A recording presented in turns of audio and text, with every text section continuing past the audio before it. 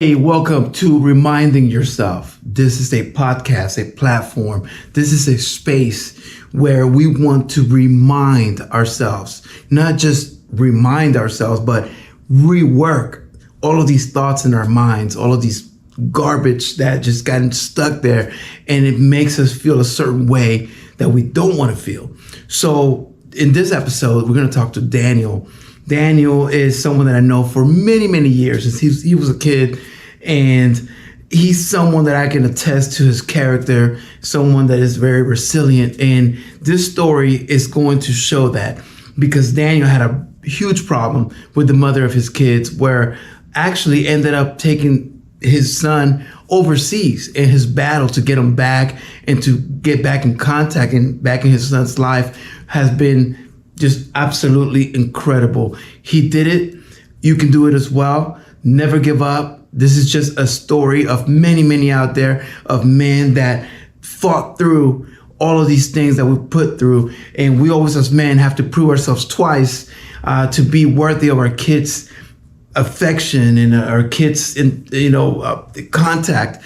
It shouldn't be this way, but this is the way it is. So check out this story with Daniel. Make sure you subscribe. Share this with any man out there that may need a little bit of inspiration, a little bit of guidance to see that they're not alone. This is very common. Probably 7, 8, 10 out of 10 men go through this. And it's unfortunate. We're here trying to act as if we're tough, we're strong, but really we are getting the worst of it all. And the people that suffer the most are our kids. They're not the ones that should be going through this. Unfortunately, a lot of relationships do not end well. That's the reason they end.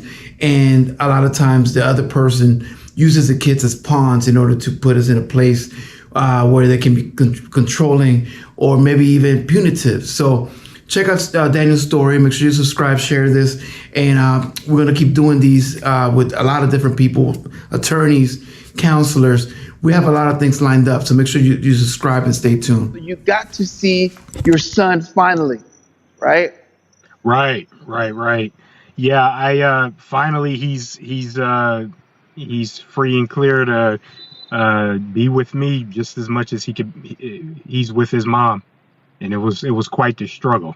Oh yeah. I mean, your story is amazing. It's an international story that I think is even probably more difficult than people that we go through it here.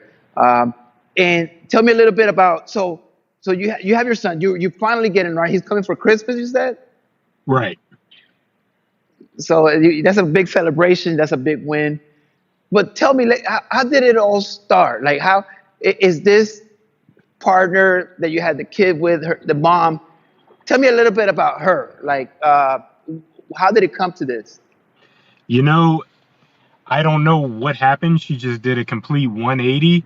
I was at a point in my life where I was doing everything. I was working a full-time job. I was working a part-time job to support us. She wasn't working anything except for occasional babysitting gigs.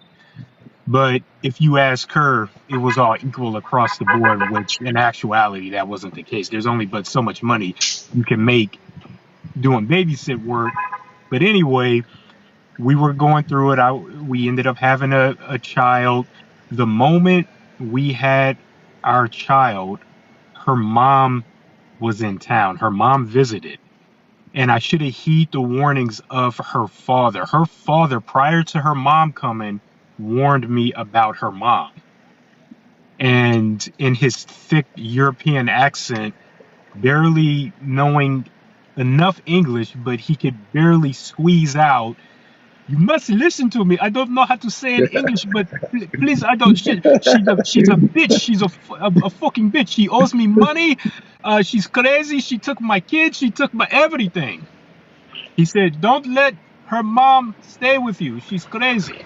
But but me being the gullible, naive, young 21, 22-year-old, I persisted to let her stay with me at our home. We were staying in the little 1-bedroom. The day she got there, the night of, my son's mom went into labor. How about that? The day Wow. her mom showed up. So we rushed to the hospital. She ended up having the child. Afterwards, things just went south. Her mom was steadily criticizing me, saying how much and how little I have, looking at my little small 1 bedroom apartment, telling her, oh, you can do better. Let's just take the child and leave the country, all of this other stuff. Well, fast forward, she ends up moving out, filing for child support again after I agreed to pay child support because she felt like she wasn't getting enough money. Um, once everything was clear, she abducted our child and she left the country, left to Europe. Didn't hear anything from her, nothing like that. Um, One day I received an email because I'm like, where are you? I'm calling, I'm texting, I'm emailing, I'm going to the place that she was living with. No one is answering I don't know what's going on. I'm like, what the heck is going on?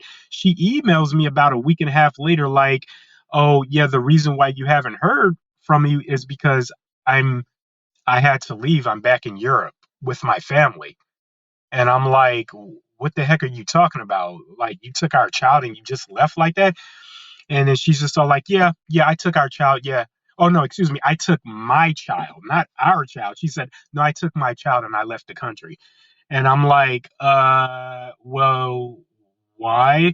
Like, why would you do something like that? She was like, well, I just felt like that I wasn't getting enough. And I just felt like I could be doing better out here. And I want to go to school and I want to do this and I want to do that. And I'm blah, blah, blah. And I'm just like, well, we have a child. These are things we have to work out up to. Everything isn't going to happen overnight. So, in a panic, I contact the local police department and they're like, we kind of can't do anything about it. This is a civil, or they said this is a family court issue. And then I'm like, well, this is more of an international thing. And then so one cop, he came over to do like a little preliminary, I guess, report about it. But he's like, yeah, we really can't do nothing about it. And he's all like, you might want to contact the feds. I contacted the FBI and they're like, well, you might want to contact the marshal's office or something. So, in case they can intercept her at the airport. But they were like, once she leaves the airport in Europe, they can't do nothing about it. And so I make other calls and they're like, yeah, if she's already long gone from the airport, you got to go through the long, tedious, expensive process of hiring an attorney and all of that. I contacted U.S. State Department Office of Children's Issues.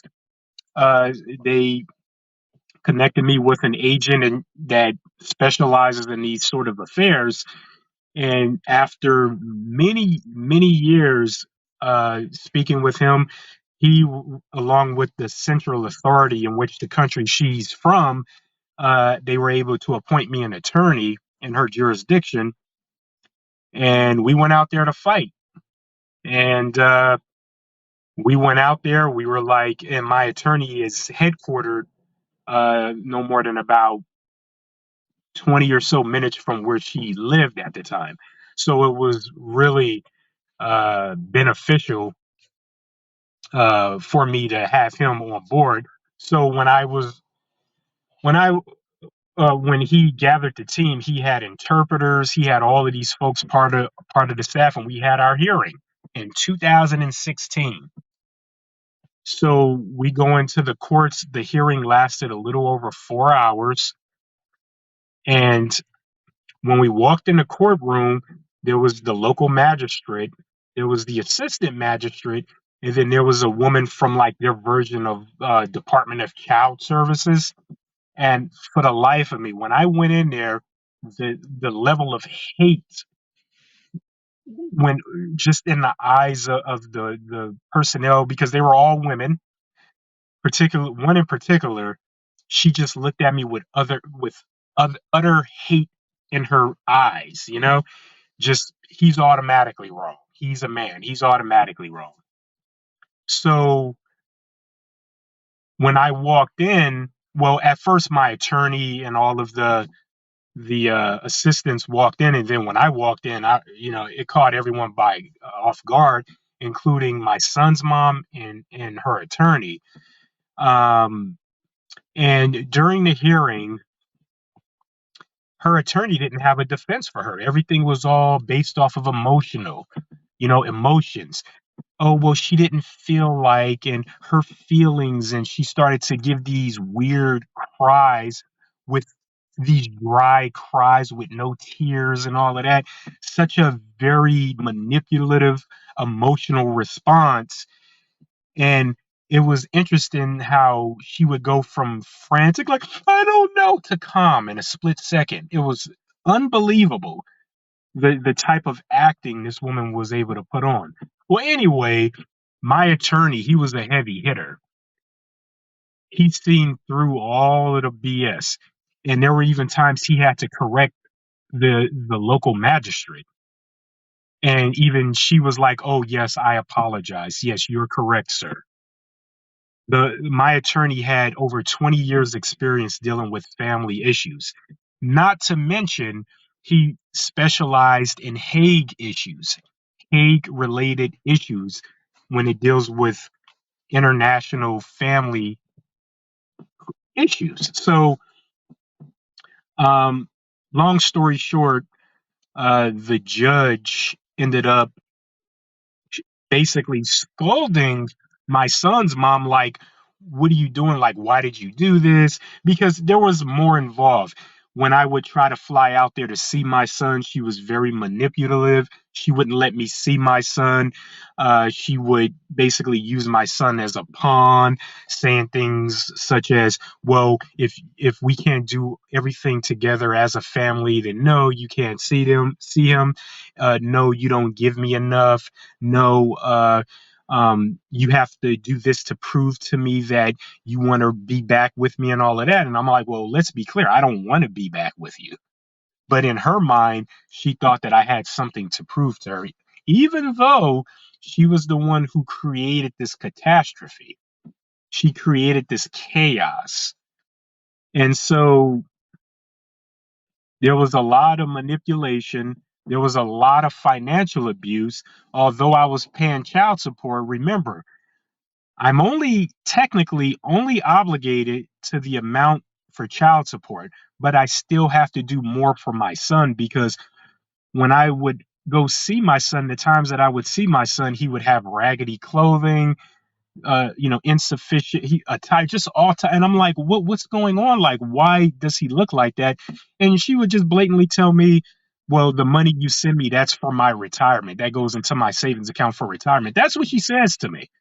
And I'm like, well, that's supposed to be for our child, not for you.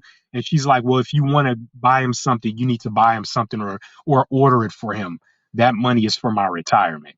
And she would always say that. So the money that she was getting for child support, that was her retirement. That would be funneled into her retirement account. And that's the thing with a lot of Europeans, women in particular. They, they tend to not really invest heavily in stocks and all of that. They would rather hoard money. That's their retirement. So anyway, she did that. And so I would have to steadily buy my son things, take trips out there, take him shopping, things like that, because she wouldn't really buy him anything. And so back to the court hearing, uh, the judge ended up landing she was basically like, you cannot treat the father like a second class citizen. And she was like, do you realize how lucky you are to have a father and a man that's actually wanting to be in a child's life? And she was like, and you're deliberately doing everything to sabotage and disrupt that. When the father comes out, you're making yourself and the child unavailable. You're making it increasingly impossible for the father to stay in contact. For example, if I would come out, I would give her my itinerary copy, tell her I was coming out. She would say, oh, okay, fine. Yeah, we'll be here. When I would come out, she would travel 4 or 5 hours away and say, well, we're at my family's house. So if you want to come, you could come up and join us as a family. So she would do things like that, very manipulative. I never fell for all of that. I'm like, listen, I'm here.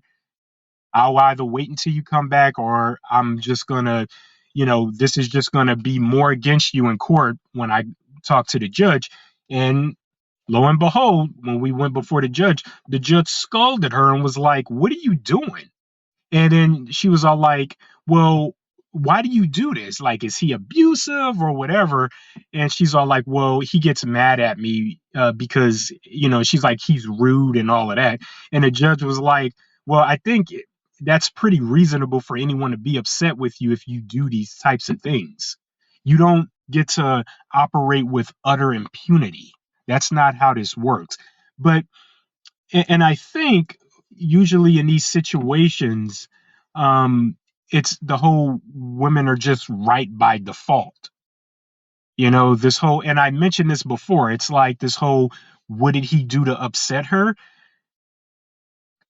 Case in point, the woman that was from their version of Office or Department of Children's Services of it, or in all of that, after she heard the case and complaint, her whole persona changed about me. And it was because at first, prior to the case, she set a recommendation, and they allow for these departments to do that, similar to out here, like, oh, Mr. Such and Such, Mr. Daniel, would you be willing to pay, or do you agree to pay child support out here as well, and you agree to do this and you agree to do that, and you relinquish all of this for the mom, right? Right, that's what you're agreeing to, right? And it's like, no. And it was so crazy, even my attorney had to interject and was all like, no, that is not what we're doing. Now, keep in mind, everything, the judicial officer, the local magistrate, everything was in their native tongue. Nothing was in English except for my interpreter. And my interpreter, she was all like, "Oh, where are you from?" And I'm all like, "I'm from Cali." And she was like, "Oh, I actually lived out there for many years." And, small world, she just lived about 10 minutes away from me. But anyway, uh, she's, speak English just as well as I can, but she was trying her best to interpret everything from the local magistrates to my son's mom to the Department of Child Services woman. But again, her attorney didn't have a defense. It went from all of that to, "Oh, I'm just here for emotional support." That's what her attorney said. "I'm just here for emotional support." And they're like, "What?" So she didn't have a defense. And so the judge ultimately laid down the hammer on her and was like, "You can't treat the father like a second class citizen. He's not. He's the father, you're the mom." And in fact, because we have to operate off of Hague law, because this is an international issue, you have to assume that your children walks around with a little backpack with all of US law in their backpack. And due to that, we're going to operate off of Superior Court of California laws. Therefore, you get 50%, he gets 50%. And anytime he comes out here, you cannot make it more difficult. So the judge laid down those orders saying, if he's out here, you must, and must clarify, you must always have the child available at all times. Anytime he comes out here. The judge didn't care when, if she had a special event, because the judge is looking at the greater picture. The father has to come from the other side of the globe to spend time with the child. So that's where we are right now. So after she laid down that verdict, oh man, it was World War III on me. The mom, after that, she went into this crazed emotional tirade, like, like going crazy. She called me while I was out there in her native land. She went into this emotional tirade, screaming at me, telling me I'm a bad father and all of this other stuff, and she's not going to honor the judge's orders and all of this other stuff. And I'm all like, "Listen, I'm not going to argue with you. You either do it or you're just going to hear from my attorney. I'm not playing any more games with you." And my attorney had to send her warnings on at least two different occasions. And then I think when it started to become an issue with my attorney, I think my attorney may have threatened monetary repercussions. Basically, she would have had to reimburse me for a multitude of things. Then she really started, because it's like you don't want to mess with her money. That's when she really started to like, oh crap. So then she started to really, slowly come to terms a little bit. And then one of the things the local magistrate warned her was, your son is going to know what you did to the father. He's going to figure it out, and he's going to be very upset with you, you know? And she just couldn't take that because, and this is one of the things, I brought the fight to her. I had to, because most people, and many people, even local attorneys, told me, unfortunately, I would recommend letting him go. They said when he's 18 or when he's 17 or 16, he'll find you, but let him go. And I just would not take that. I'm like, absolutely not. I can't do that. I had 3 attorneys out here tell me that. Let him go. It's not worth it. It's not worth it. It's not worth it. The mom, she's just going to manipulate you. It's going to be, and making it an international issue makes it significantly more complex. But when the U.S. State Department got involved in her local nation's um, uh, authority, when they got involved and then they appointed me an attorney, that's when she knew shit just got real. So, and unfortunately, this cost me thousands of dollars, but it was worth it. Now, fast forward, my son, he's 15 years old. He comes back and forth. I have little to no interaction with his mom. He contacts me on his own free will. He comes, he's all like, he's like, Dad, send me a plane ticket. I want to come out and hang out. I'm all like, you got it. I'll send him a plane ticket. He flies on his own. It's all good. He builds up miles, he's chilling now. So, but it was a headache. And his mom, she just, when she was upset, she saw red and nothing else matters. Here's an example. Just about 2 years ago, we had to get his passport renewed. So we had to go to the U.S. embassy in her country to apply to get his passport renewed. And everything was working out well for the most part. I was paying for everything, right? She's not going to pay for it. And so when it came time to put down an emergency contact, she was like, well, I want my name to be on it. I'm like, well, it's a US passport. My name is going to be on the US passport. You can always add an emergency contact on a plane ticket or whatever. And my son, he has 2 passports. He has the passport from the country they're from or where they're in, and he has a US passport. And I'm like, she didn't even bother to ask me about the passport from the country about being on as an emergency contact, none of that. But she wants to still do her very best to gain control, right? And maintain control. So when we were in the local passport office or the U.S. embassy's office to apply for a passport, she and I got into a little argument. And there were other people there just looking at us like, what the heck is going on? And then what happens is she tries to like get support and people on her side. Like she's like, I don't understand, right? And she's like looking at people and people looking at her like, no, that doesn't make sense what you're talking about, ma'am. There's like, if he's paying for the passport, if he's the father, he lives in America, it doesn't really matter. They just need a name as an emergency contact. You could always put your name as an emergency contact on a flight, whatever. But if he's paying for it, just let him put his name as an emergency contact. But she wasn't even ready to sign. She was like, well, no, I'm not going to sign if I can't be on it as an emergency contact. He shouldn't be on it. I should be on it because I'm the mom. And so we got into this little feud inside the U.S. embassy until finally she agreed to do it. Because the woman, the representative, the agent, the passport specialist was like, well, ma'am, she was like, ma'am, he's still, I mean, if he's paying, it doesn't really matter. She was just like, you could still at that on a flight. So, you know, she's still in this state of delusion where she wants to exert control.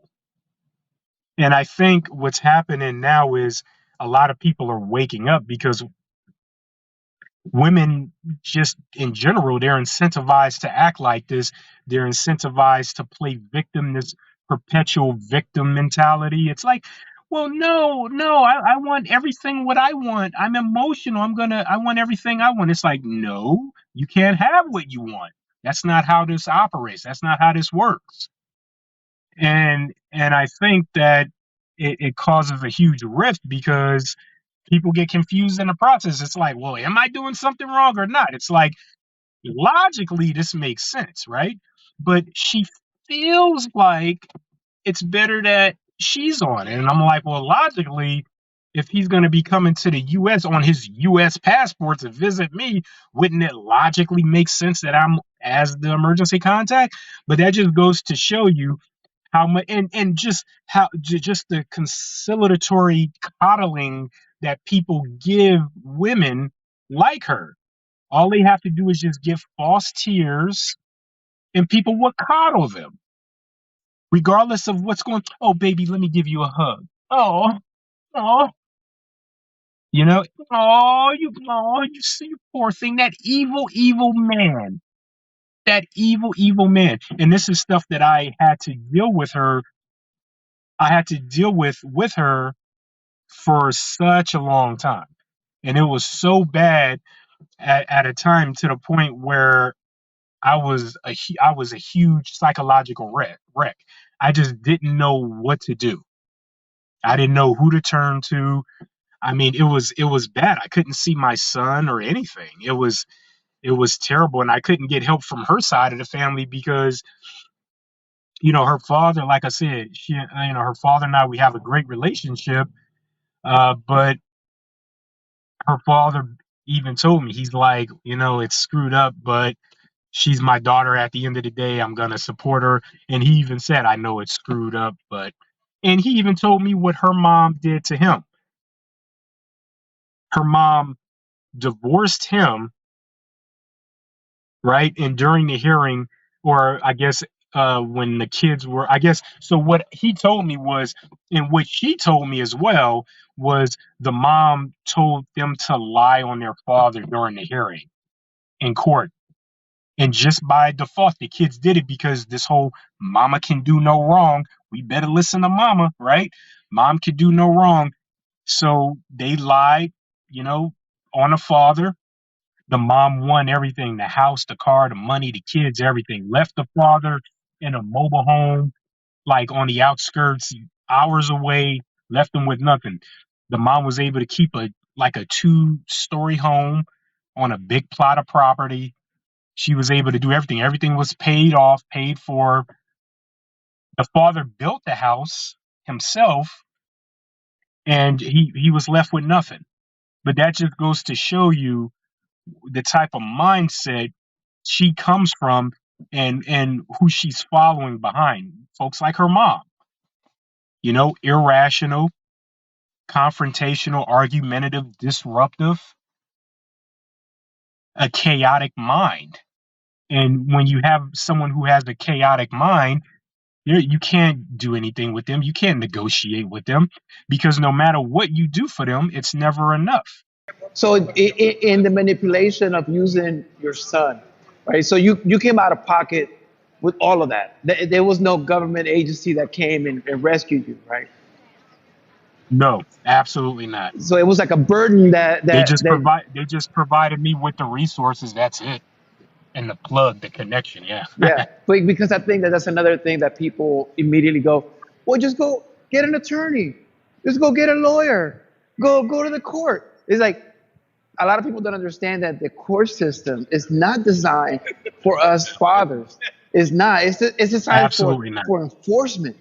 It's not designed to put kids together with their dads, and it's not designed for that. It's a last resort where nothing else works to enforce the benefit of the kids, supposedly, but really it's not Right. there to establish a relationship with kids. And people that tell you go to court as a first resort, These are the dads that make that mistake. You go to court, then you end up paying some child support you can't afford, and then now you can't afford to pay the child support, so your license gets suspended. Now you get fired from your Oh yeah. job because you can't go get to work, and now you can pay child support even less. Now you have an account that you owe them child support. Now you owe, and women don't have to go through that because as long as they Right. have the kids and they give them a hot dog for dinner, they're good moms, right? Like Yeah, they're incentivized to do that because the courts are on their side. Take out here, for example, when she filed for a child support on me in the Superior Court of California, right? All she had to do is just file a 1 or 2 page paper. The Department of Child Support Services, they fought on her behalf, and it was just like they don't do that for men. That's only designed for women. got to change because Yeah. I think the laws were so heavily towards women at one point where women were down and men had all the power. And I think in the last few decades, it's changed where I think women and the feminist movement have gained so much traction that now they're empowered. So now men like us, like we don't have a right even though legally in the paper, yeah, we have a right, but we don't have a right to our kids at the end of the day. And the mom has to be so bad. She has to be like on drugs or like really bad to be a bad mom. Like anything less than being on drugs, prostituting yourself in the street, she's a good mom. Even if she's like 1 inch away from that, she's still a good mom. It's like a black and white. And for us, we're automatically bad fathers. Automatically. If we're not with the mother of our kids, we're automatically bad deadbeat fathers. And that's unfortunate that we have to go through this and that you have to go through this internationally. I think that that's one of the biggest, Yeah. and the gangster in you that you didn't give up when they were telling you, just quit. Just it's not worth it. The fact that you still Oh, fought. yeah, it was pretty intense. Like even my son, even when the magistrate, so prior to the hearing, the magistrate, my son was very young. He was maybe 5 or 6 or something at the time, very young. And so the magistrate brought him in like a day prior to the hearing, and showed him pictures of me and said, "Do you know who this man is?" And he was like, "Yeah, that's my papa." You know. Because they were doing everything to try to like yeah, I guess for them confirm it. But you hear you even hear horror stories about the men getting the short end of the stick in the courts, and it's just it's bad. I mean, you always hear about it, and because again, women are incentivized to do these things. They're incentivized because there's a monetary figure behind it, and they're able to use the kids as a pawn to get over on the fathers, to hurt the fathers. The worst thing a woman could do is hurt the dads through the children, you know. And someone said it best. They was like, you know, Chris Rock, right? Just in terms of men, uh, women, children, and family pets are loved unconditionally. Men are only loved under the condition they can provide something. That's funny and You know? deep. And it's Yeah, funny because it is true. That's the truth. because it's that whole perpetual victim. I'll give you another example, right? Women. That's why I emphasize women. But if you ask a woman, they would always refer to themselves and other women as girls, because that's that preconceptual victim. Oh, I'm a girl. It's like you're a 40, 45, 50-year-old woman. Why are you referring to yourself as a girl? You're a 35-year-old woman. Why are you referring to yourself as a girl? Well, I'm a girl. No, you're a woman. Girls' night out and all that. But Yeah. a man is a man. Yeah, but a man is a man. But if you call a man a boy, that's derogatory, right? That's disrespectful. If someone called you like, "Hey, boy," or like, "Yeah, that's a boy right there," it's like, well, you're not thinking of me as a man, so it's different. You would notice the difference. But women, they don't want to. There's a thing. What's that saying? It's like women, they want the authority of men. They want the accountability as a child, right? And that's just what it is, right? It's just that's just how it is. That's always how it is. Man, Daniel, man. But thank you so much for sharing your story. And I know it gets deeper, It Yeah. sounds like with her, but just as far as what your struggle to be with your son, I mean, that's amazing that you did that. Congrats, he's back at least for now. Thank you. And then, so to close it up, can you the, give guys that are maybe going through what you're going through, maybe not even as hard, maybe just here in the U.S., guys like us that we want to see our kids, but we have to fight for no reason. They just are not going to make it easy for us to see our kids. What are some of the advice that you could give? Maybe like three things that we could do to remain positive and towards working towards that goal. So three main things I would probably say. Be very careful and mindful how you interact, how one would interact with their former spouse, the children's parent, mom, because basically at this point you're the enemy. So everything you do at this point is going to be under a microscope. Any opportunity they have, they're going to use it against you. Whether it's filing a false police report, doing something to basically discredit, invalidate you, and to put you in a worse situation. The second thing, and this is the most critical, um, get an attorney if you can. If not, there are nonprofits out there that would probably help. There are father groups. They share resources and other things you can utilize. Uh, and, and then the third thing, and this is the most important, and it's gonna take a lot of people by surprise, but um, if possible, always meet your ex in a public place. Don't meet them anywhere private. Don't give them the opportunity to accuse you of anything, because again, everything is going to be under the spotlight. Oh, you bump into her, you push me. You'll be surprised. You'll be surprised when they need ammunition. They'll use anything and everything possible. When they see red, nothing else matters. The worst type of woman is an emotional, unhinged woman when she cannot check her emotions. That's very dangerous for a man. Men are always going to be presumed guilty until proven innocent. Wow, those are deep, deep advices, and that we forget because you think Yeah, that is not going to happen to you. You think, oh yeah, that happens to yeah, everybody else, not me. It happens to yeah, anybody can get it. So yeah. People think that, well, maybe if I talk to her and maybe she's done with the rationale. She's like, I want it my way, yeah, and that becomes dangerous. That becomes very dangerous and volatile. And unfortunately, the child, would suffer in the process.